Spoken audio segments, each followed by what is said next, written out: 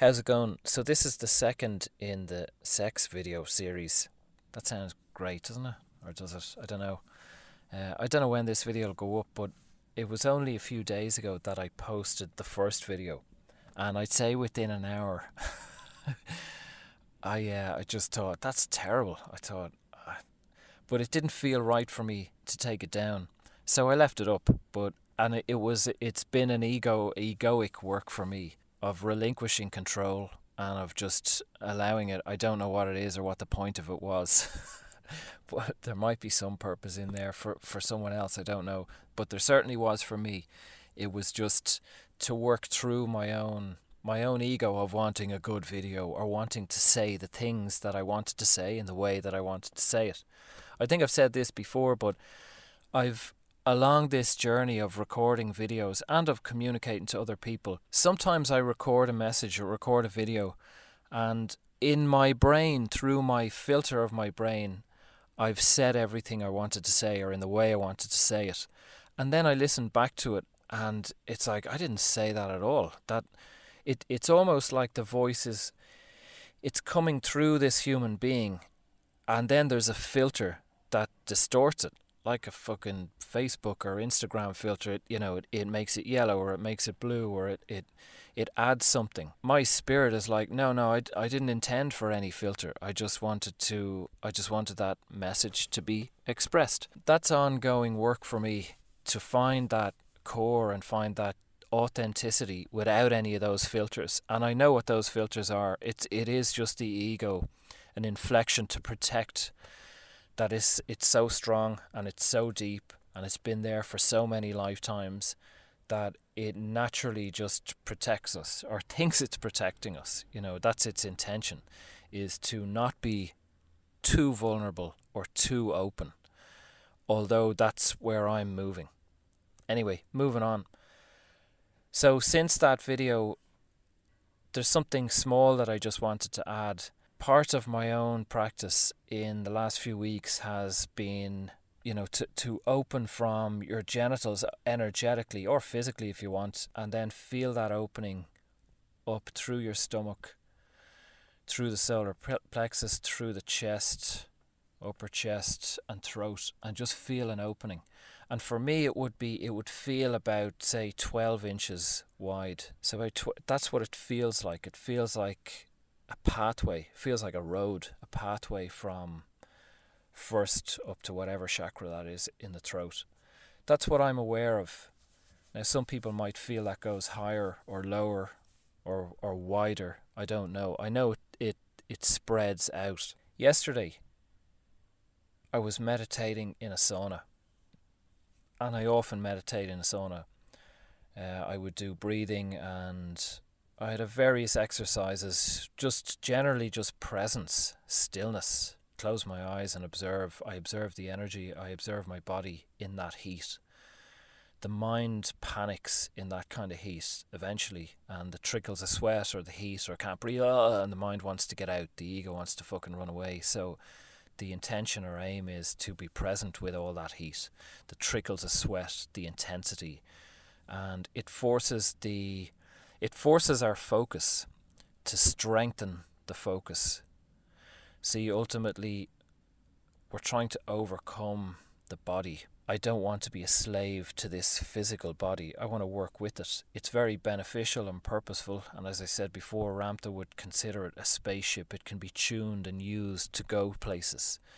So a lot of us in the spiritual world think, we want to get out of the body, we want to go to higher dimensions and all this kind of stuff and have experiences, but really it's about working with the body. We're on earth, and as we can tune this body, we can heal it, we can take it with us.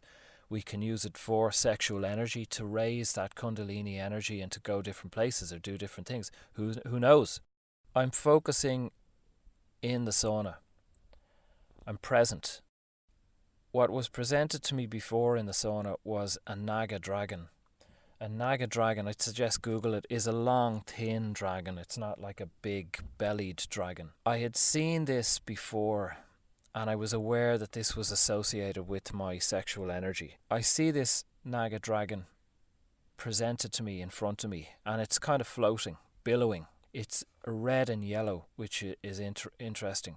The first video, the colours I chose in that video were red and yellow. A lot of which I'm going to come to at a later stage. I'm going to venture into the lower sexual energy, into Satanism, pedophilia, or that's my intention, to venture into what that is. This dragon was presented in a red and yellow with a kind of yellow flare around the edges, and billowing and bearded, gorgeous, big eyes. But on seeing this float in front of me, my eyes closed now, but seeing this float in front of me, I was aware that this was also me. This was that channel. It was the length of my channel from my groin to my throat, or to my head, basically. This Naga Dragon is my sexual energy, is my kundalini, my core energy. And obviously thoughts come and go, and I prepare myself in a sense to go to war, to do battle with this. And then I soften and I realized it's obviously not about that. It's about integrating this. But this energy is extremely powerful. I've always had a very high sex drive. I've had very strong sexual energy. It's about not taming, but channeling that energy. I would go from the sauna to cold showers, to back to the sauna to cold showers and that kind of thing. But as I sat present with that energy centered, from my groin up to my throat, as I could soften all those centers and just be present, I could feel the energy in the room, and I could feel the energy as people came or went from the sauna or from the shower area. I was really in tune with their energy and what energy was being presented. But I felt that as I was in tune with that my own energy, I was the Naga Dragon. I was that energy, that sexual energy. And my experience in the sauna and in the cold showers was really was quite new, was being presented. I felt like the word that came to mind was like concrete. I was just concrete under the cold shower. The cold shower didn't really affect me at all. The heat didn't really bother me at all. Until it did. Obviously, it got to a point where it's like, I'm ready to leave now. This is not, I suppose, finished work, not by a long way. I'll see where this goes, or what's presented. There's one more thing that I want to say about sexual energy, and that's about abstinence. That for me, abstinence can be very beneficial to build, to allow that energy to build. But for me, I've also found that abstinence can be like an overactive sex drive. It's one or the other. Whereas for me, I'm looking for the middle ground. I'm looking to work with and integrate that energy, that Naga energy. Be that active in some form to work with that energy. And that means allowing that golden thread. That means allowing that flow of sexual energy. They're just thoughts.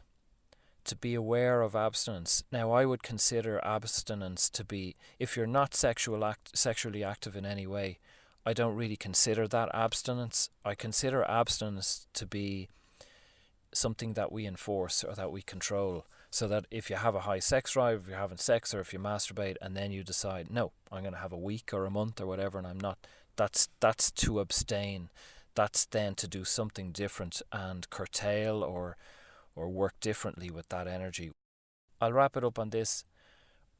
I felt for myself, and I feel for some people, that people who have very high sex drives or sexually active, a degree of abstinence is good to learn how strong that energy is. And then obviously if we take that abstinence too far, it results in odd behavior, or it has to be expressed in some way. And to contain that energy and to channel that energy is not easy.